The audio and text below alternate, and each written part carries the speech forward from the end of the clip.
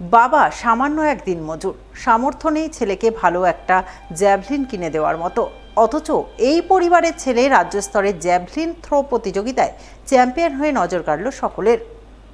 Champion সেই ছেলেকেই শনিবার সংবর্ধনা জানিয়ে তার জন্য সরকারি সাহায্য সহযোগিতার আবেদন জানালেন মালদার ইংরেজবাজারের বুধিয়া হাই মাদ্রাসা কর্তৃপক্ষ।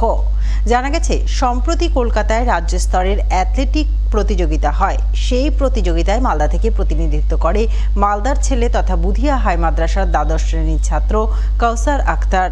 সেখানেই বাজিমাত করে কাউসার।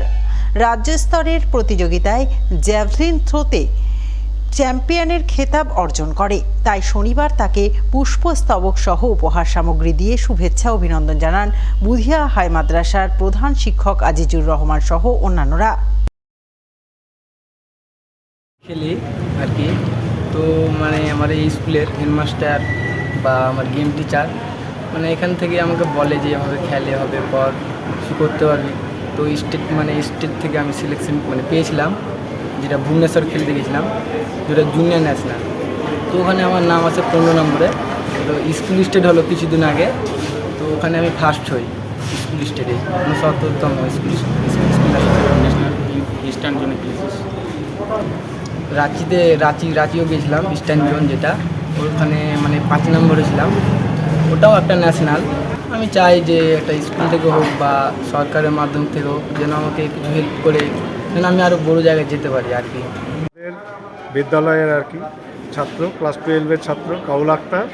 সে 69th West Bengal state council for athletics championship, যেটা সাই কমপ্লেক্স কলকাতায় অনুষ্ঠিত হলো গত 30 অক্টোবর থেকে 2রা নভেম্বর পর্যন্ত। সেখানে সে রাজ্যে চ্যাম্পিয়ন হয়েছে অ্যাথলেটিক্স অনূর্ধ্ব 19 বিভাগে, এবং তাকে আমরা আজকে সম্বর্ধিত করলাম এবং তাকে আমরা পাঠাচ্ছি মেঘালয়ে সাহেব প্রশিক্ষণে। তার যাতে আরও ভালোভাবে প্রশিক্ষণ নিয়ে সে ক্লাস 5 থেকে আমাদের মাদ্রাসায় লেখাপড়া করে, এবং সে লেখাপড়ায় ভালো, এবং তার সাথে সাথে 5ম শ্রেণী থেকে খেলাধুলার প্রতি তার প্রচণ্ড আগ্রহ। সে জ্যাভলিন, তারপরে কবাডিতেও অলরাউন্ডার আর কি। সে কবাডির এর আগে আমাদের হয়ে, রাজ্যের হয়ে বাইরে কবাডি খেলতে গেছে। তাছাড়া গত 2023 থেকে সে রাজ্যে জ্যাভলিনে চ্যাম্পিয়ন হচ্ছে। তাদের আর্থিক অবস্থা খুবই খারাপ, এবং সে একটা জ্যাভলিন যে কিনবে, তার একটা ভালো জ্যাভলিন দরকার, সেটাও তার কোনোভাবে সম্ভব নয়। আমরা সাহায্য করছি, এবং যদি সমস্ত স্যারেরা এবং আমরা সবাই মিলে সেটা তাকে কিনে দেওয়ার ব্যবস্থা করছি।